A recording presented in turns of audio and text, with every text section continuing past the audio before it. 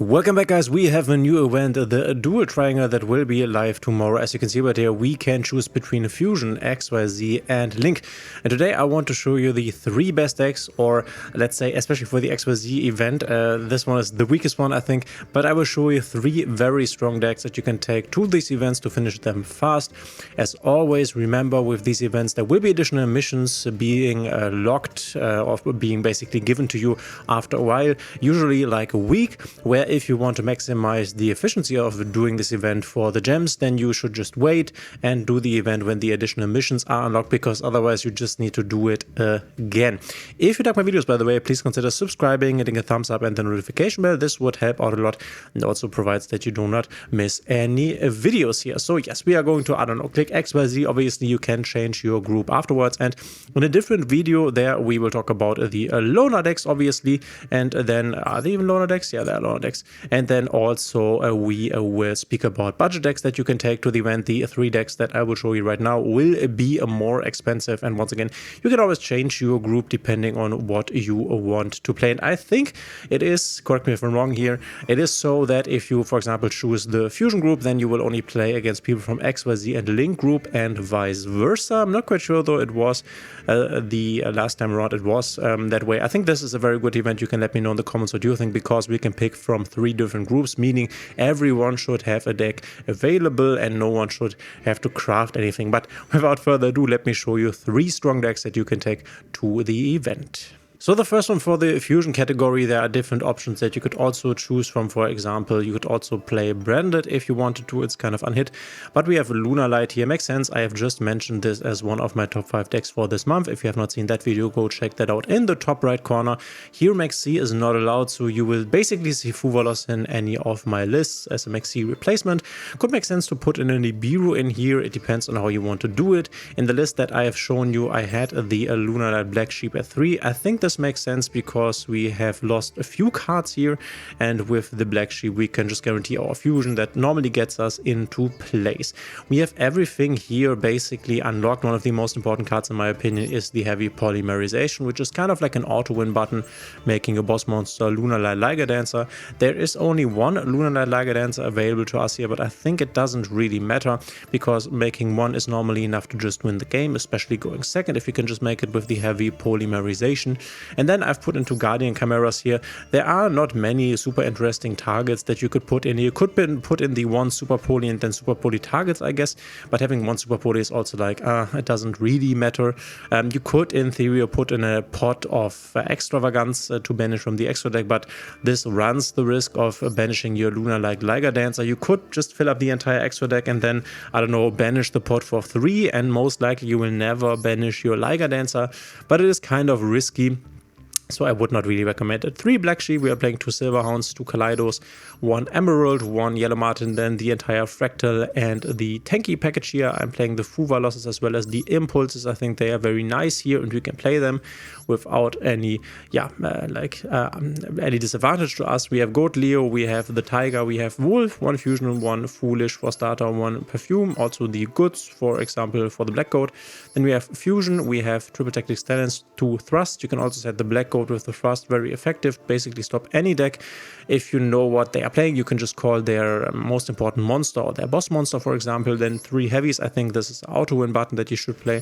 3 Tankies, as I mentioned here, Lunar Light Masquerade. If you want more consistency, you could bump this up to more Lunar Light Masquerades, but you can also search this with your Yellow Martin. Then we have a Black Goat and the Dominus Impulse, as well as our extra deck Perfume Dancer, the Panther Dancer that you can also up a few copies of, 2 Guardian Chimera, Leo Dancer, and then Liger Dancer. I think this is the core that you should have in here, and the other fusion cards you can put in however you want to build the deck. Once again, you could also play Branded. It's kind of like unhit, so it depends on what you have and what you want to play, even though I think Lunar Light might be a bit stronger than Branded, and Branded is a deck that you really have to know how to play. So for the XYZ part here, there are definitely not a lot of good decks. You could play Pearly if you wanted to, if you have it, but you can also play this Kashtira control variant that I'm showing you right here. You would go go just 3 off of every important extra deck XYZ card here. Obviously, if you don't have a triple Kashtira Arise, that it doesn't really matter. We are playing this because we are playing this extravagant spot that banishes everything, and it also doesn't really matter if we banish stuff here and maybe lose, I don't know, all of our Arise hearts. It's not the end of the world. The idea of this deck is to grind the opponent out. We have D Fisher here as a very, oppressive card. Obviously, this deck is better going first. For going second, we have a few Fuvas in here, and the Nip could bump this up to more Fuvas if we wanted to. Then we are playing basically all the Kashtiras here that we need to play, plus the Theosis and the Birth at 2. I think this is enough. And yeah, if you once can establish your Kashtira engine, they can come back every turn. So this is like a grind deck. We can also play the Dominus cards in here. A note here that if we play the Impulse from the hand, we have a problem with our Wind and our Water monsters. So always keep this in mind. Maybe you put out the Dominus Impulse, but we can basically play all of the Dominus traps. We just have to be careful when we activate them. And therefore, going first, we can play Solemns here to make it even more clear that we will win going first. Because you can also put these out for Forbidden Droplets if you wanted to, or I already have them in here, but you could put them out for more hand traps. So it kind of depends on how you want to run this. You could put out these going first cards for more hand traps. Also the Fishers, for example, this build basically screams I'm going first and winning, so you could definitely do it the other way around. But we also have a lot of hand traps in here, the Dominus cards, the Impulses, we have Fuvas, we have Nips, so this should work. We want to basically slow down our opponent and win the grind game with the Kashtira cards. But once again, you could also go and play Pearly if you wanted to. It kind of depends on what you have right here. But the XYZ part of this event is definitely the weakest. And I think if you want to be max successful in here, you should not go for the XYZs, most likely for the Links, because we have very strong decks that we can play there. And I will show you one of them. And because I've mentioned Orcust in my top 5 best deck videos, I obviously have this here. We are losing our XYZ stuff, which is a bit sad. We are losing one of our Orcust guys, but this is the only thing that we basically lose. Otherwise, this is at full power. I have, for complementary reasons, included, and this is something you can do, but you don't need to do, a tour guide from the underworld together with a Sangan package here. You can use these in order to make your Nightmare Phoenix or your Nightmare Cerberus, depending on what you want to play. And from there, you can go into your Nightmare Mermaid. This can then summon your Orcust Nightmare. And from there, you can banish your Orcust Nightmare in order to send to the graveyard Harp Horror for Mag Knight, and so on and so forth. So you can use this normal summon idea here in order to get into your plays. Obviously, this conflicts with your other normal summons, but this can make the deck more consistent. Then, if your Sangan goes to the graveyard, you can add one monster with 1/5 or less Artica from deck to hand, but you cannot activate it this turn, so you can search an effect value, you can search a Drone Lockbird, you can search an Ash Blossom here. Theoretically, you can also search a Fuva, but it doesn't really make sense. So this you can use to get an additional hand trap. I really like this package here. It's really strong in my opinion and makes the deck more consistent. I also added a second Orchestrated Return here. You don't need to play this, can also cut this down if you wanted to. We can play Impulse, which is pretty nice.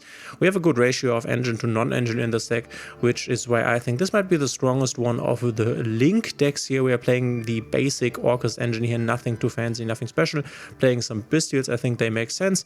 And then, yeah, this is basically what I run here. I always like to put in one Nibiru if I want the Fuvas. This is why you can see this in here.